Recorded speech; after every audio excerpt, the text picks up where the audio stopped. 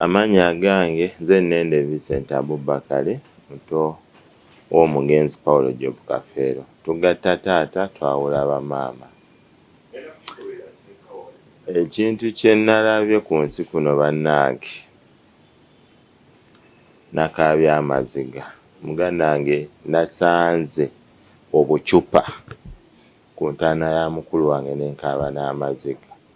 Kyokka abeefuula nti baali ba mikwano be baamuliko. Twasanze obucupa nga 15 buno obwa Cutex naye nga bwonna bujjudde miti. Naye nga nsooka okwebaza practice yonna yatambudde bulungi. Mukulu wange namusanzeeyo era mukulu wange kyemmanyi kati musanyufu. Ekisooka obucupa obwamubaddeko Mukama yatutaasiza bwamuvuddeko.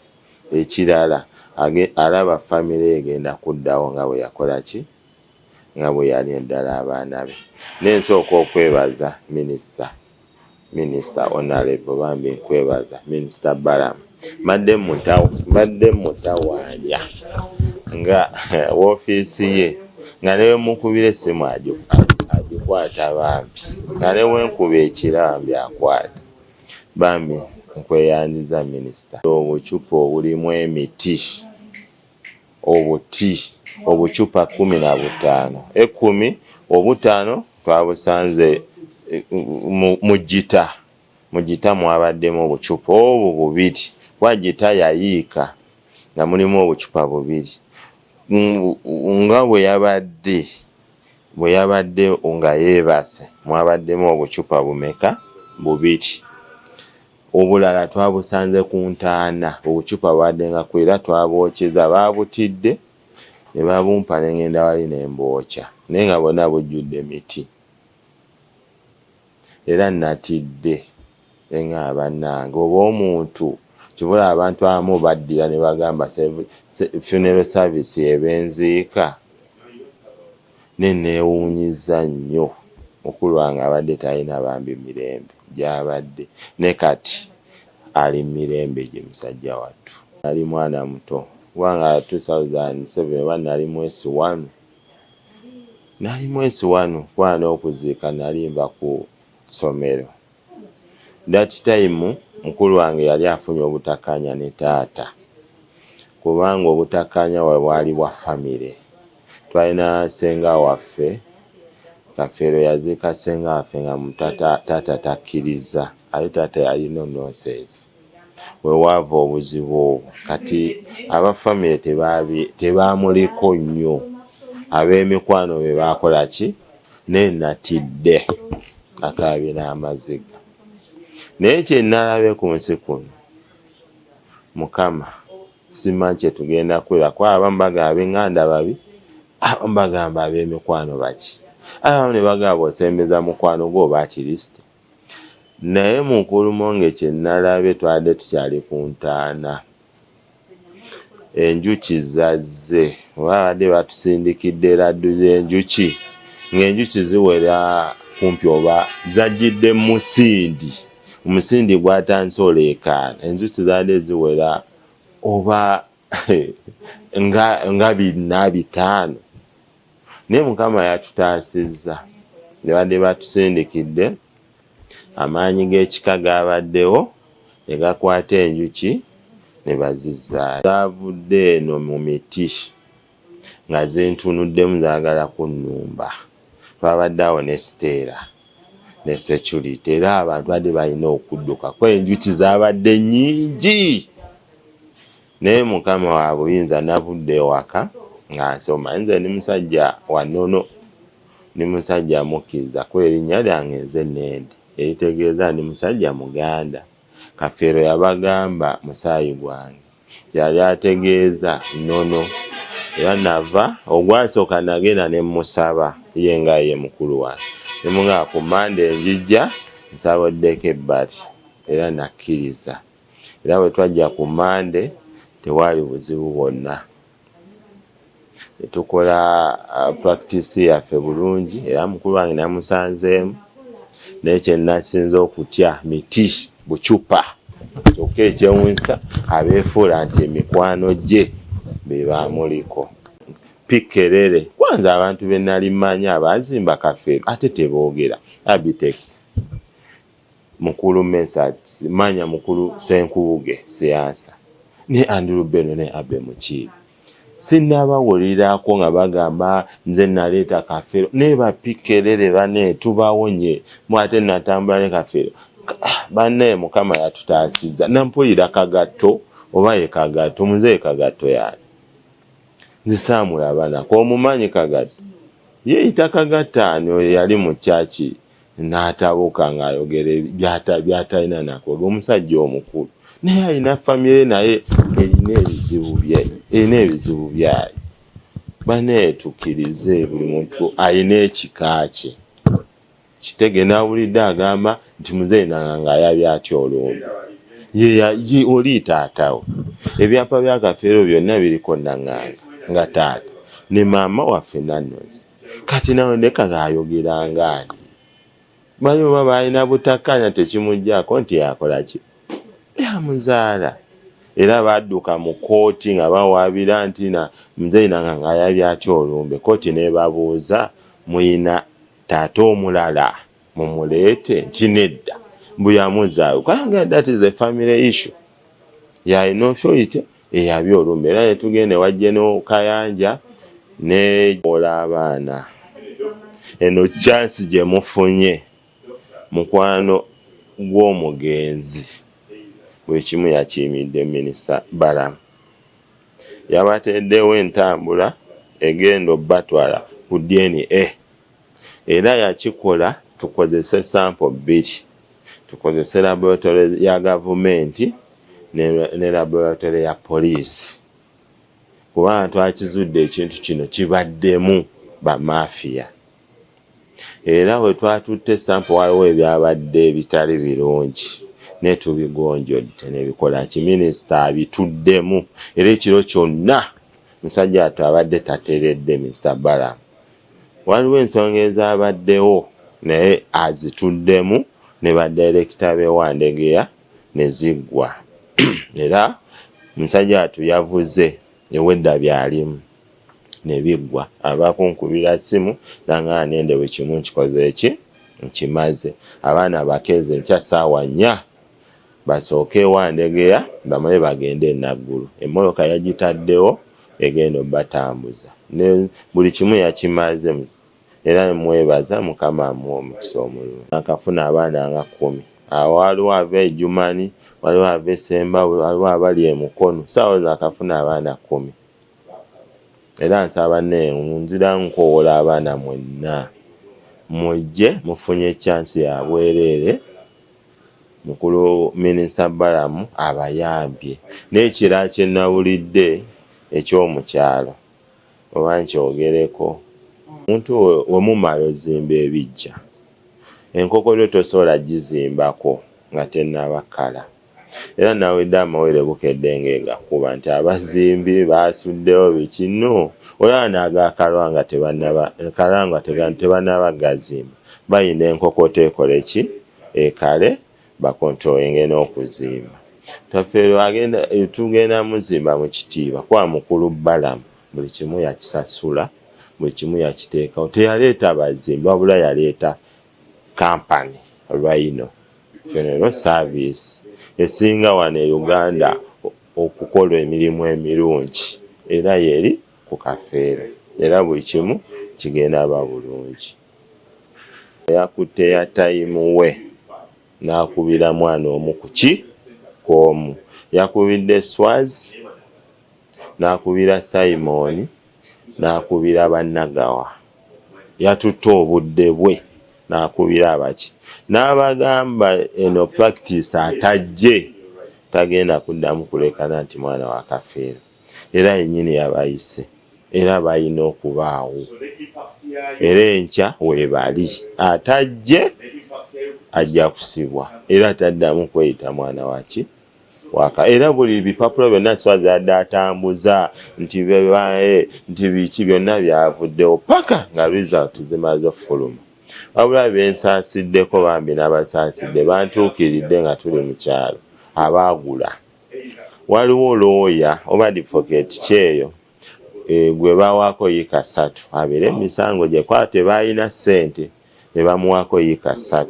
abawolereze ye namusaasidde era namugambye ekiseera ove mu kintu ky'abaana n'ebisirikirwa yasalako yiika 5 mbuzize naye namusaasidde kubanga bwe baali bakola obukujjukujju kubanga ekyo ekyapa bakibba ewaka nga Kafeero amaze okufa kubanga ebintu byali mu woofiisi ekajjansi kati bo bakozesa okujjukujju nga amaze okufa ne babikola ki ne babibba ebisinga endagaano n'ebyapa kati n'agamba mbu oli yakimuwa naye bakozeseza okujjukujju ne baddira ne bakozesa okujjukujju neyita namwandu ne bagenda ne bakyusa ekyapa ye neyegabanyako yiika 5 era nezimadde bazitunze ziri yiika 27 wadde wasigaddewo yiika 3 nga bonna bamaze ozitunda naye byonna mbasaasidde bigenda komawo kuba namulaba ndi mwana muto nga tannayawukana ne mukulu wange Kafeero kuba bwe baayawukana ekyabaawula Kafeero mukulu wange yalina abakyala nga bafuna embuto balina abaana kati bwe baabaleeta emaganjo nga bwe bajja olaba Kafeero bisika agoba abakyala mutaliiwo Kafeero lumu yali mu kisenge omwo n'akiwulira ne kimunyiiza era ewaava obuzibu okugoba oyo yeeyita bisirikwa kwa Robinah bisirikwa gwe mmanyi mulala yakuba Lwimba nga olaba yakuba Farida nga yakuba Movia nga yakuba Nabukenya abo bonna Mukama ampadde chance abakyala mbalabyeko Farida namulabako so kati oba ali wa Kavuma Nabukenya namulabako yali Munyarwanda Bisirikirwa namulabako si ono ye Robinah Namatovu naye ekyasinga okuneewuunyisa yali yamugoba n'aleeta Saalabirungi ewaka kuba Saalabirungi yali ayagala nnyo abaana ba Kafeero era buli walaba omwana wa Kafeero aba musanyufu ne bambi Saalabirungi n'afuna olumbe lwali Luganda era Kafeero twatambula naye nali mwana muto naye atambula Kafeero ne tutambula eyo e Busaba buli bwe batulagirira omusawo asobola omuggyako olumbe kwa twasooke tumuteeka mu ddwaliro wa Kasule Dr. Kasule ku Mirembe Medical Center n'amujjanjaba ne bikola ki ne batugana olumbe Luganda ne tugenda eyo bayitayo Busaabala bayitayo gw'owonyeggere so oyo omusajja omujjuko erinnya yali Kayiira nga bagamba akwata amajini naye n'agezaako olumbe ne lukola ki era mama waffe mukyala waffe Saalabirungi n'atukola ki era yafiira waka emaganjo ewaali bisirikirwa nga bamugobye ne wano Kafeero atandise kulwala wano wendabidde bisikira nga akomyewo eyeeyita bisirikirwa mwaze kukola ki kumulabako bisikira omutuufu nakoma olaba oyo omukyala yali mulungi nga mweru bw'ati era oyo omukyala bw'omubuuzaako Ssenkuge ateeka okuba yamulabako kuba Ssenkuge yali mukwano gwa Kafeero nnyo kuba Ssenkuge be baazimba Kafeero otuuka n'okufuna kasente kuba njjukira Ssenkuge baategeka Kafeero yali mwana muto n'awa Kafeero bazaali miliyoni 4 oba zaali mmeka bane Kafeero yajja ewaka ewa taata amuga taata nfunye ssente ngenda kugaggawala nali mwana muto nali ntegeera kati Ssenkuge bantu bemmanyi kuba ekivubo bakyali nakivubo kati wempulira bano Kafeero amaze kufa n'abo baswazi kuba oyo swazi Kafeero yali yamugoba ne maama we olw'ensonga omusajja yajja obanja omwana Buladina yali wa booda n'omulala yali musawo Muganda ng'abanja swazi era omuti Kafeero n'agoba maama wa swazi n'abaana baaba Buladina ne swazi n'ateekawo omukyala bamuyita Madiina mwaga amaka gw'omukyalo abaana baakamugoba abo baswazi baali bamuyita Madiina bamugamba tuviire tewakola ki taata waffe yafa kati tambula okole ki ogende. Naye bwe ntunuulira ebintu kaffe talina mwana gwe yakuza era abaana batandise okujja ng'amaze kufa. Abaana babeeranga wa muganda waffe Nalukwago yali musirikale abasinga, era buli mwana oluusi gwe baleetanga nga mugende wasenga wamu Nalukwago. Abaana abemmanyi Kafeero be yaleeta yali alwadde waka ewa muzee n'amugamba nagakubaana n'atandika oleeta omu ku ki we yaleetera ba Simon ne bannagawa n'abaana abasinga. Kati ebintu byemmanyi bingi ku Pikkerere gwe mpulira oli naga yaŋŋamba kino ne gwe baanyumizaako n'akugamba naye n'anyumya ng'eyakola ki eyaliwo. Naye nsaba ba Pikkerere ensonga yawedde tulinde DNA ensonga ekole ki mwate natambulako ne abantu abatambula ne Kafeero kambakuwire noonya Simon Dede ne Wumalu. Simon Dede yasooka okuvuga Kafeero kuva ku piki wakamoloka oyo Simon Munyarwanda so baŋŋamba kati oba ali Ntebe avuga bazungu ne Wumalu yali omusajja munene. Kati abamanyi ku byafaayo bya Kafeero abasajja babiri buwabi bali ba driver naye mwana muto bwe nti ngamba mbalaba naye naweerawo oba ye muzeeye Kagatabe mulaba ku YouTube okwo ayogera ebyekisiru yagambye biki abaana abakolimira y'abazaala bane mukendeeze ku malala. Kino si kika kyammwe muyina ebika byammwe nammwe bibasobedde. Naliko ne mukulu Mesaki ye bakulindawo olifa okuzaawula ekika. Kati Kafeero omusajja wattu yali tabisobola bino era n'okumugjayo teyakifunye mbuzibu bwe kuba kyekiseera tutereeze ekika kye n'abaana be. Kuba yagamba omwana omwewolereze yasaanyaawo buli kibuwulira swazi bagamba yegatta ne baganda babakozesa mu bintu by'ekikaba. Tenyina oli yazadde embwa nnyina byonna ntandise okubiraba. Kati katutereeze ekika ng'afudde ekika kye kisobola okutereera ku ddagala erimubaddeko musajja wattu nibwira ne kano akasajja kasse kandi bannange Mukama sawo kasajja ako kankubiremu ku bbala ko olwedde yakakuba dda bbalaali naye mugenda alaba ebintu. Nenze ekintu kye nasinza okutya obucupa 10 obutono bwe buti kyekyokka era nasitidde nenkaaba n'amaziga nejjita yennyini oli yagisumula nateekamu obucupa bubiri kati neebuuza ani yali ku nsi kuno teri alya musezi munne batugamba tuli bannakyaggwe. Munnakyaggwe tasobola alya munnakyaggwe munne. Ate abakunja tebakunja bantu bakunja miti. Eri engombe yaliwo edda wali abasajja ab'amaanyi eyo Ekyaggwe naye kati bantu bagenze basenga bantu bagenzeeyo bafunye abantu abapya mu biki saagala nabyogerako nnyo kubanga sikulidde Kyaggwe naye buli omu yagambye kati oba bamusanga twamusanzeyo bulungi musajja wattu ng'ate ng'ali okke. Kera ddala njagala okutegeeza eggwanga nti wabaddewo enkaayana mu butongole wabaddewo enkaayana okumala emyaka nga abaana ab'omugenzi Paul Job Kafeero bakaayana abamu nga bagamba nti bannaabwe si baganda baabwe era tumaze ebbanga nga tuli mu kooti nga tusaba kooti etukkirize tufune DNA tukole DNA ku bisigalira by'omugenzi tusobole okumalawo enkaayana ezo. Nkimanyi bulungi nnyo nti general public ensonga eyo yagirabye bulala naye njagala okusaba public ekkirize nti ekiseera kibadde kituuse tuhandolinga enkaayana eno ey'omuggundu ebadde wakati wa famire y'omugenzi Paul Job Kafeero.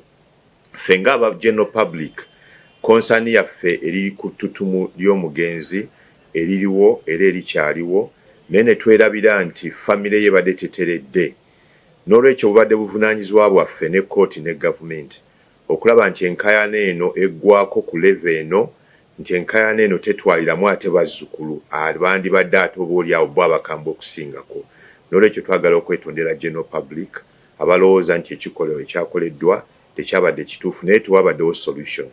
Twali mu kkooti abakugu bannasayansi ne batugamba nti engeri yokka gye basobola okufunamu samples oba okukola DNA mu luzungu bagiyita deoxyribonucleic acid test ekakasiddwa bannasayansi yakufuna ku bisigalira by'omugenzi. Ndi musanyufu nti Oweekitiibwa Honorable Balaam yakimaliriza n'akiteekamu ne ssente oluvannyuma lw'okufuna court order era exercise neggwa mu mirembe. Kakati enteekateeka eriwo bassebo ne banyabo buli muntu kubanga kyebadde baagala ebbanga lino lyonna emyaka ndowooza nga 10 n'okusoba era tubadde mu kkooti ebbanga lino lyonna ng'abaana baagala kumanya oba kitaabwe ye mugenzi Paul Job Kafeero. N'olwekyo kati kibakakatako okujja era atajje tujja kuba tutandika okulowooza nti oba oliawo si mwana wa mugenzi ng'abadde yeeyita bweyise. Naye buli muntu yenna agamba nti mwana w'omugenzi omuyimbi oyo enkya ku ssaawa 4 era ntegeezeddwako muto w'omugenzi Nende nti waliwo n'abalala abakubye essimu nga 5 nga bagamba nabo balina abaana bwani b'omugenzi Paul Job Kafeero. Kati tubasaba bassebo ne bannyabo yalabye information eno mujje enkya ku ssaawa 4 ku City Mortuary ewa Dr. Moses Byalahanga. Oweekitiibwa Honorable Balaam gwe neebaze nnyo kuba nti yatuyambyeko nnyo nga lawyers okuggusa ensonga eno ataddewo emmotoka egenda okubatambuza mu bifo ebyo byombi so mukuuma obudde. Eno exercise ebadde egwanidde scientifically tewabadde kyakkola mu nnono ez'awaana e Buganda tekikkirizibwa omuntu omugenzi alina okuweebwa ekitiibwa kye n'okuwummula emirembe. Naye bannasayansi eyo yenkola yokka gye batugambye esobola okumalawo enkaayana. Ate n'omugenzi yennyini nkiwa abadde ayagala nnyo famire y'Essetolinge. Kubanga teri muntu yenna ayagala kuzaala abaana be ne baboolebwa ate nga ye yagenda okufa nga tagambye nti ono si wange ono wange ono si wange. Yaleka abaana be nga bamanyikiddwa nga ne baganda be baba bamanyi. Naye embeera ebaddewo ekyo kikyadde kirina okukolebwa. Twetonda ng'omusajja Omuganda njagala okwetondera bonna bekyakosezza naye mukimanye famire ye unity esooka mu ggwanga mu society. Bw'eba teteredde n'eggwanga teritereera wabaddewo ekizibu eky'amaanyi era abantu bonna mbadde mbawulira. Nawulirako Oweekitiibwa Katikkiro n'empulirako abayimbi abagundiivu Oweekitiibwa Misa Kisemakula mbadde mpulira ennaku zino Kazibwe Kapo n'abalala. Neffe nga bannamateeka tubadde tulina okuggusa omulimu gwaffe okulaba nti abaana baklientsi baffe bafuna peace of mind. Taata bweyoyo kati n'olwekyo abantu abasinga obungi babadde balumwa olw'ekitiibwa ky'omugenzi n'okukityoboola. Ekyamazima okuddamu okuziikula omuntu kityoboola ekitiibwa ky'omuntu ate mu Buganda no nga bwe ŋŋambye tekikkirizibwa. Naye twali tetulina kyakkola kubanga olutalo luno lubadde lulina okuggwa. Kati tuddiringa n'abantu nga 20 naye bazaala enkya n'eggulo. Enkya ojja kwesanga nga waliwo abagamba nti tuli baana bazzukulu ba Kafeero ate bo nga bajja kubeera ne approach ndala. Ate nga mpunzika ku nsonga eyo ssebo mu Buganda bwe tuba tulanya olayira jjajjaawo bajjajjaabo n'oyogera ku kitaawo ng'otambula ng'omusajja Omuganda. Kati n'olwekyo kusayidi eyo ng'Abaganda mukkirize abaana bano bafune obukakafu bwe bali babalanya gye bujja nga bali maaso g'Oweekitiibwa Katikkiro oba Ssaabasajja Kabaka balanye nga baggumivu nti baana ba Oweekitiibwa Paul Job Kafeero oba bazzukulu be nga bwe tulanya bwe tutambula mu Buganda wano. Naye bukunje eyo ninayo akakwate k'amaanyi. Ekyokusooka nakulira Lugazi wadde si ye waffe. Taata wange yali akola Lugazi. Ate n'ekyokubiri nali ngenze nga mmanyi ngendedde waliwo abaganda b'omugenzi nga wekitiibwa Nende ne mukyala Nantonga baatu welcoming mu family eno n'abaana b'omugenzi abamu kati nga manyi nti tuli wagumu ate n'ekirala nali mmanyi nti omugenzi mwalira twamusanzeeyo kakati n'olwekyo enjogera eyo tulina okugidibya ninayo ne mwannyinaze yafumbirwa eyo so kakati sisobola kutyobola nti kunja tebakunja miti nedda omugenzi twamusanzeeyo nabaddewo nga mulaba bulungi nnyo na participatinze samples nazisayininzeeko yabadde intact tewali party n'emu yabadde teriimu okujjako ennyama naye buli kimu kyabaddewo okuva ku nviiri paka nalabye saagala kwogera biki kubanga tulina okurespectinga ekitiibwa ky'omugenzi of course nabaddemu n'ensisi nabadde nnumwa naye nga tewali kyakukola ate nga looya nga nina okuyimirirawo ku lwa baclients bange era nabaddewo era ne samples zonna ze bamuggyeko nazirabye nga bazimuggyako nenzisayiningako era nabaddewo jjo nga tuzitwala mu analytical laboratories ey'enaggulu n'eyewandege era ne tukebera poliisi twebaza poliisi yakoze omulimu gwayo mulungi nnyo kubanga baatulaze nti wetutumu asiirinze ye wali nga baziteeka mu mabaasa twasayinizeeko ne tusiiringa ne bateekako ne seal era seal twali tuzimenya n'abaddewo ne tukakasa nti bye twataddemu byebyo era ne babikwasa bannasayansi abalala abagenda okukola omulimu ogwo so omugenzi bategeeza general public omugenzi yabaddemu nga mujjuvu bulungi nnyo okuggyako ennyama